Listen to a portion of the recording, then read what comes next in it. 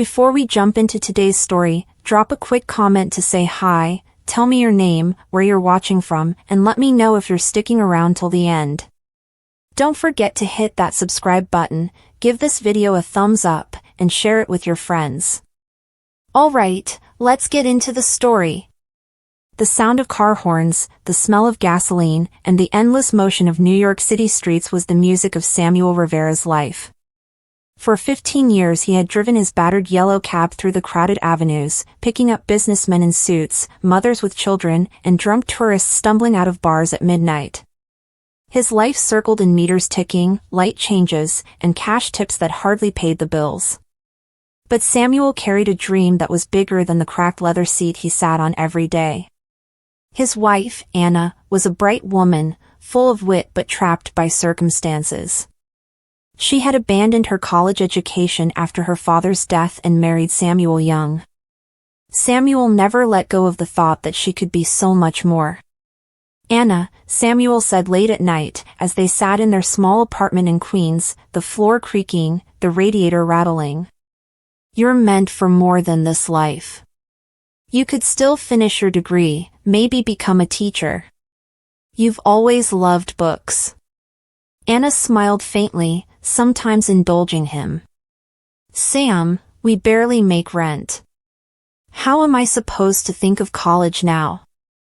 "I'll handle it," he insisted. "I'll drive longer hours if I have to. Just promise me, you'll try." Against her doubts, Samuel pushed and supported her. He filled out financial aid forms, dropped her off at the community college before beginning his night shift, and even studied alongside her sometimes when his cab was parked in a corner, engine ticking down, headlights glowing. Years passed, but Samuel's determination bore fruit. Anna graduated, earned her teaching credentials, and eventually got a job at a high school in Manhattan. The announcement was one of the proudest moments of Samuel's life. That night, he held her hands across the dinner table. "See? I told you. You're going to be more than anyone expected. You'll change kids' lives. And that means everything." For a while, it seemed like everything was worth it. Samuel drove his cab with his spine aching, but every time he thought of Anna standing before a classroom full of students, his heart lifted. He told his fellow drivers with pride, "My wife's a teacher downtown." But pride has a habit of turning into pain when love gets poisoned by success. Slowly, Anna began to change. The gratitude that once lit her smile now faded into contempt. Teaching brought her not only respect but also exposure to a new world, educated colleagues, middle-class circles, conversations about books, politics, and vacations abroad. Samuel, in his torn jacket and calloused hands, no longer fit that picture. One evening she came home later than usual. Samuel, weary from a 12-hour shift, had saved some money to buy takeout for them. She barely touched it. "Sam," Anna said, keeping her coat on, her voice distant, "I can't live like this anymore. You're stuck in this cab forever. I need more." Samuel stared at her, trying to understand. "Everything I've done for you. I sacrificed my youth behind that wheel so you could stand where you are. Isn't that enough?" Anna's eyes hardened. "It's not about enough. It's about moving forward. And with you? I feel stuck." A few weeks later, she filed for divorce. The papers cut deeper than any insult. Samuel held them in his hands, staring at the cold legal text as if it were written in fire. He couldn't believe it, the very woman whose dreams he had fought for, the woman he had lifted out of despair, had now discarded him like an old rag. When word spread among neighbors and fellow drivers, the whispers began. His wife left him after becoming a teacher. Guess she outgrew the cabbie husband. Poor guy. Raised her, and now, this. The shame burned Samuel alive. At nights he sat in darkness, vodka bottle in one hand, the divorce papers in the other. But soon anger began to replace grief. He looked in the cracked mirror one night and told himself, "This isn't the end. She thinks I'll stay broken? No. I'm going to rise higher than she could ever imagine. And when she sees me again, she'll know." That was the birth of his vengeance. Samuel sold his cab, took a warehouse job to keep himself afloat, and dived into books after clocking out. Math, English comprehension, policies, management, subjects he hadn't touched since high school became his constant companions. On weekends he isolated himself in public libraries. He discovered the path of educational administration. If teachers were respected, what about those who oversaw entire districts? District education officers were the ones whose signatures could shape schools, careers, and futures. To Samuel, this wasn't just opportunity, this was the very road to power. It was ironic. He had once built Anna's career. Now he hungered for the power to overshadow it. Years of perseverance passed. The exams crushed thousands, but Samuel persisted. His mornings began with cold showers and black coffee, his nights ended with eyes red from study and muscles sore from labor. He failed once. Then again. But the words of his ex-wife echoed in his ears, "You'll always be stuck in that cab." That voice became the fire. For years after his first attempt, Samuel emerged with victory. Against all odds, the cab driver with nothing but grit became the district education officer of an entire school district in New York State. The newspapers ran a small piece, "From cab to classroom, man rises to lead district." But for Samuel, it wasn't about reporters. It was about that one face he imagined, reading it with shock. Anna. His chest burned with triumph. Yet beneath it lingered something darker. Because he knew the next chapter of his journey wasn't about pride. It was about payback. The corridors of authority smelled different from cab leather. They smelled of polished wood, copy toner, and the quiet fear that followed a bureaucrat's footsteps.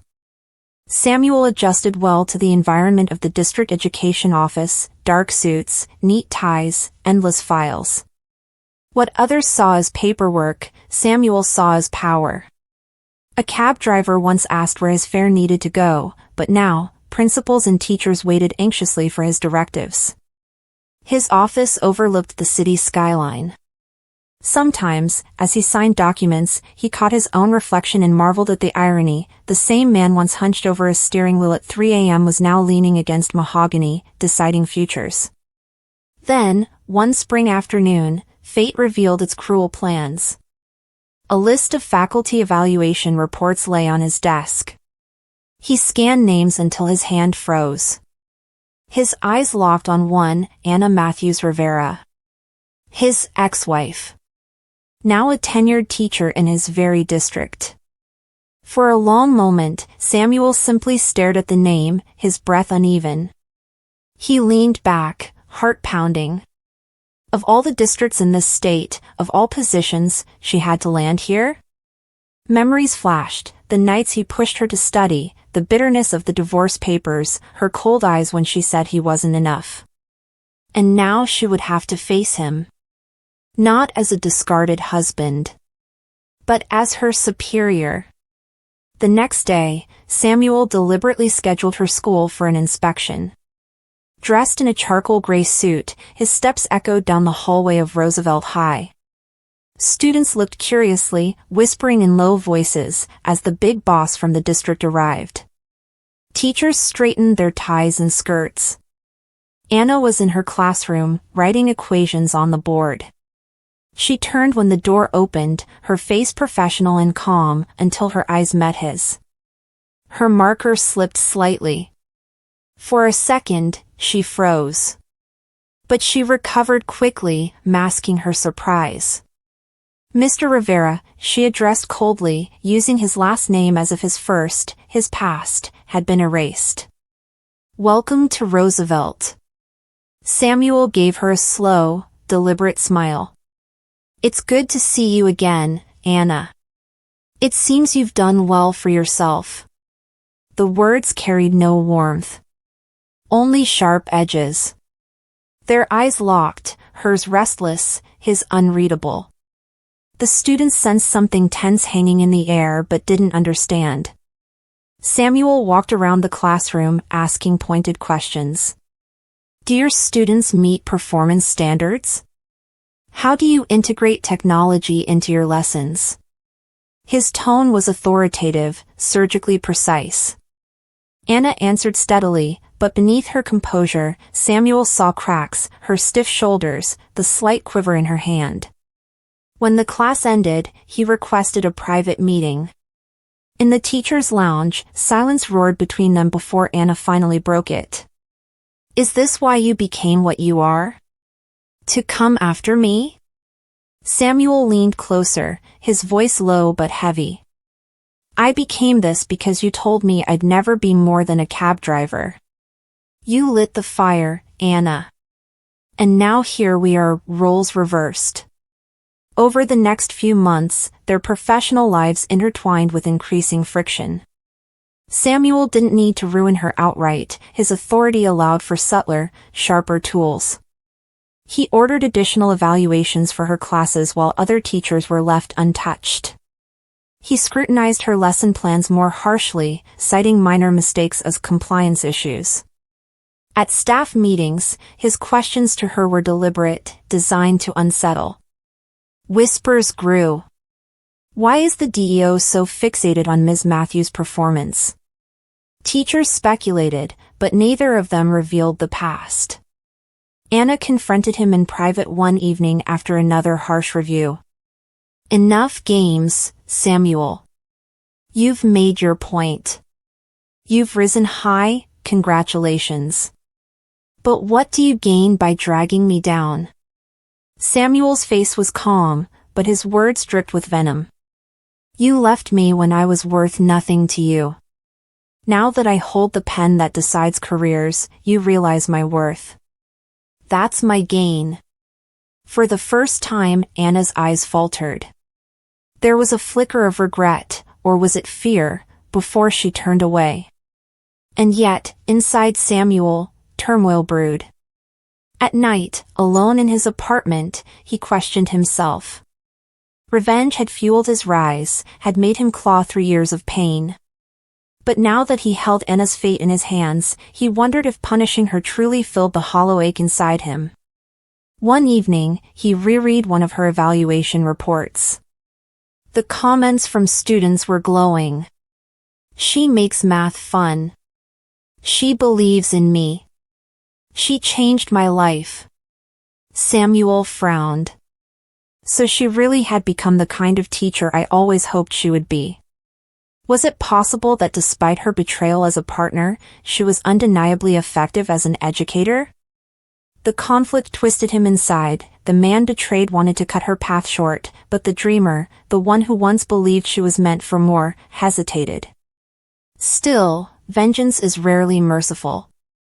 Not yet, Samuel muttered to himself. She hasn't paid enough. The months rolled on, and Samuel's shadow loomed larger over Anna's career with every passing week.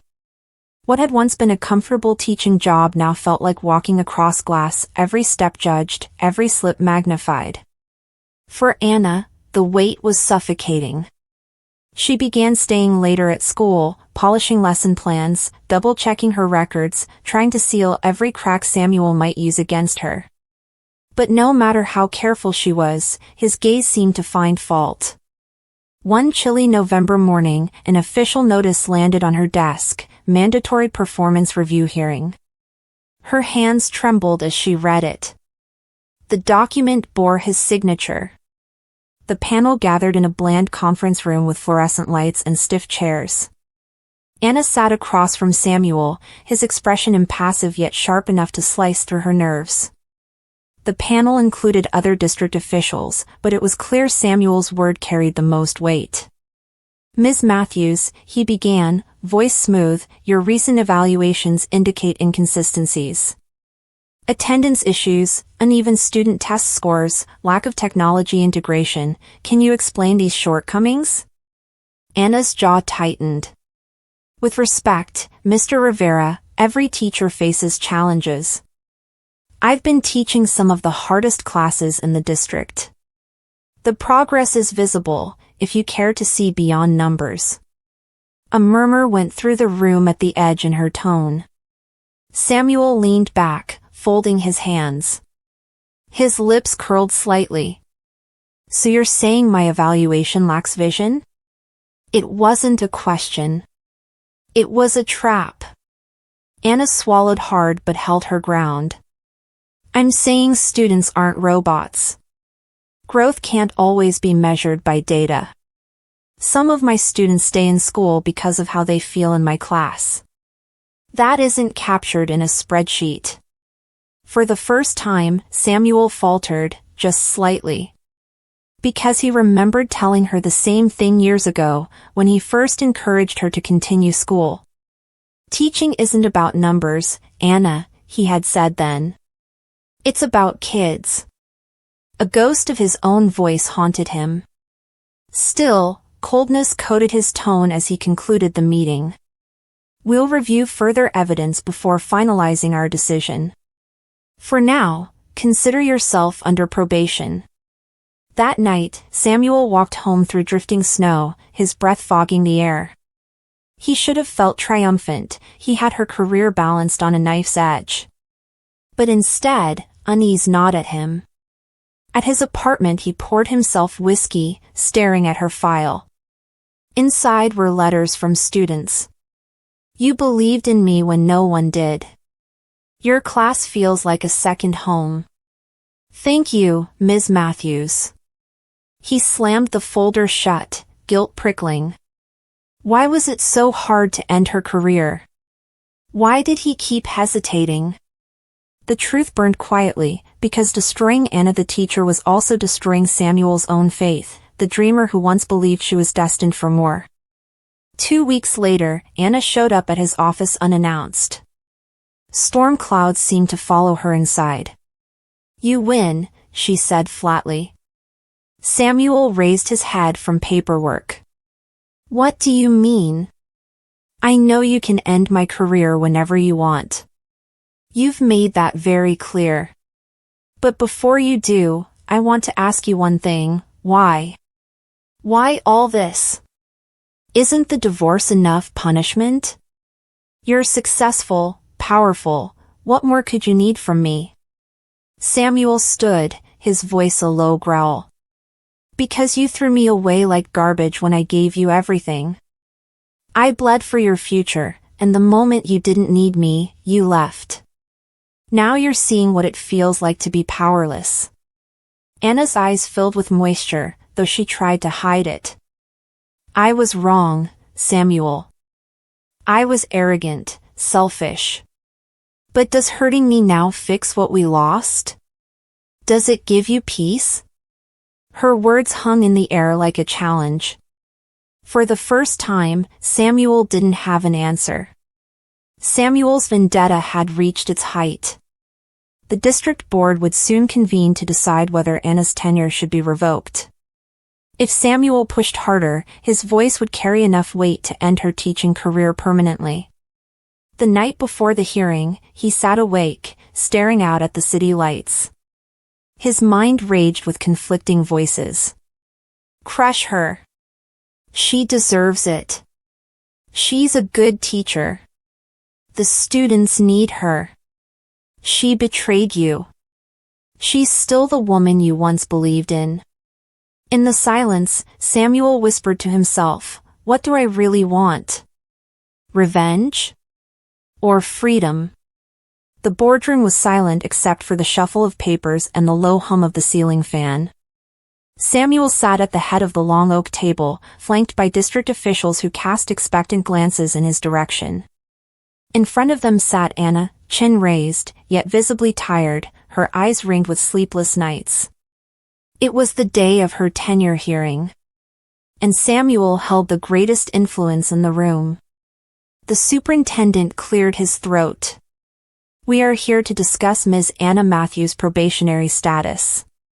Mr. Rivera, as district education officer, will need your assessment on whether she has met standards or failed them." The air grew heavy, every pair of eyes focusing on him. Samuel's hands clenched the file before him. The pages inside were filled with his notes, both harsh criticisms and reluctant acknowledgments of her students' glowing feedback. He looked up, and across the table Anna met his gaze. For a brief flicker, Samuel saw not the arrogant woman who had rejected him, but the young Anna who used to lean against their apartment's rickety table, poring over textbooks while he laid sandwiches beside her. He could almost smell the sharp ink of her notes and hear the laughter they once shared. The past collided with the present, tearing at him. "Mr. Rivera?" the superintendent pressed. Samuel's lips parted, his mind waging war. The cab driver inside him wanted to scream, "End her career. Make her feel the emptiness you felt." But another voice, quieter yet more piercing, whispered, "In destroying her, you destroy yourself too." Finally, Samuel stood. His voice carried a weight that made the room still. After thorough review, he began, "It is my assessment that Ms. Matthews' teaching demonstrates significant strengths, particularly in student engagement and commitment. While there are areas for improvement, they do not rise to the level of termination." Gasps rippled through the table. Anna's eyes widened, disbelief etched across her face. She had braced herself for ruin, but instead, mercy. Samuel finished calmly, "I recommend her probation be lifted, and Ms. Matthews be reinstated to full tenure." A quiet murmur spread. The superintendent nodded. "Very well." Motion passed. The gavel struck, finalizing the decision. It was over, at least officially. But for Samuel and Anna, it was just beginning. After the session, Anna found him alone outside, in the crisp winter air by the marble steps of the district building. "Why?" she asked softly, her voice breaking. "You had every chance to destroy me, but you didn't." Samuel looked off at the snow-dusted skyline, hands in his pockets. "Because I realized something. I could punish you, break you down, and maybe you'd feel the sting I felt. But it wouldn't bring me peace. I'd still be that man angry at the world." Anna's voice trembled. "Then what do you want from me?" Samuel finally faced her. His eyes were colder than they once had been, but steadier too. "Nothing. Not love. Not forgiveness. You made your choice years ago. I'm not the man you knew, cab driver or otherwise. I let you go today not for you, but for me. Because revenge isn't freedom. And I want to be free." For once, Anna's composure broke fully. Tears slipped down her cheeks. I was wrong, Samuel. I thought I was chasing something better, but I only lost the one person who believed in me." Samuel shook his head slightly. "That person doesn't exist anymore." With that, he turned and walked away, leaving her sobbing against the cold steps. Alone that evening, Samuel sat by his apartment window, watching traffic lights flicker over the snowy streets. His rise from the cab driver's seat to the leather chair of the district office had been fueled by spite. Yet the moment he chose not to destroy her, the weight he carried for years managed to ease, if only slightly. He hadn't forgiven her. He probably never would. But by sparing her, he reclaimed control over himself. She no longer dictated his path, revenge no longer dictated his worth. For the first time in years, Samuel exhaled without bitterness. Weeks passed after the hearing, but the ghosts lingered. The district carried on its rhythm of files and meetings, while classrooms buzzed with the energy of children unaware of the storms above them. Samuel performed his duties with the same precision, but inside, something had shifted. For the first time, his days weren't driven by the singular hunger to prove her wrong. It felt strange, almost empty, as if vengeance had been a heavy armor defining him, and now, stripped of it, he was exposed. But along with that exposure came a strange lightness. Meanwhile, Anna returned to teaching, but the experience had scarred her differently. Students still praised her lessons, and colleagues welcomed her back, yet when she stood in front of the chalkboard, there was a hesitation in her voice, a shadow across her eyes. At night, she could not escape the memory of Samuel's final words. "I let you go not for you, but for me." She realized it was true. He had risen without her. He had become stronger than the man she left, not because of her absence, but because of his determination to defy it. And now, his mercy was the quiet, unforgiving reminder of how deeply she had failed not just him, but herself. For the first time in years, Anna felt like the powerless one. One Friday evening, Samuel visited the Bronx Public Library for an after-school event. Children filled the halls, carrying books, laughing, tugging at their parents' hands. He had been invited as a guest speaker to talk about resilience. As he stepped to the podium, dozens of expectant young eyes gazed up at him. "Some of you might know me as the official who visits schools with too many rules and too many forms," he began with a faint smile. A chuckle rippled through the crowd. "But before this suit, I used to drive a cab. For 15 years, that was my whole world. And for many of those years, people told me I'd never amount to much. Maybe some of you hear similar things about where you come from, what family you're in, or what clothes you wear.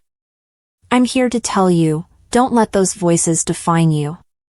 The room fell silent, listening. Samuel paused, then added more softly. "And if you ever want to prove something, prove it for yourself. Not because of someone who doubted you. Because revenge can drive you far, but it won't heal you. Purpose will." When he left the library that evening, the applause still echoing, Samuel felt a clarity deeper than anything he had felt in years. Later that winter, Samuel saw Anna again, not in a classroom or office, but by chance on a subway platform. She was wearing a heavy coat against the cold, and when her eyes landed on him, hesitation flickered. They stood for a moment, two people who had once shared everything and now shared only silence. Finally, Anna spoke. "You've changed, Samuel. You're better than you ever were. And I don't mean successful. I mean stronger. I wish I had seen that before." Samuel regarded her steadily. There was no longer rage in his chest, just distance. "I'm not the man I was then. And you're not the woman I believed in." Anna's lips trembled, but she didn't argue. She only nodded and whispered, "I hope you find peace." As the train screeched into the station, Samuel simply replied, "I already have." He stepped into the car, leaving behind the woman who had shaped his past, and the station swallowed her figure as the doors closed. That night, Samuel drove through the city in his car, not a cab this time, but a modest sedan. He rolled the windows down, letting the winter air sting his face, and for once, he felt no weight on his shoulders. The cab driver who had once been humiliated, the husband who had once been abandoned, the man who had once lived only to repay betrayal, those fragments no longer ruled him. Revenge had fueled his rise, but letting go had given him his future. He whispered to the city lights flashing outside the window. Free at last. And the road ahead stretched endlessly, not as a punishment, not as an escape, but as life.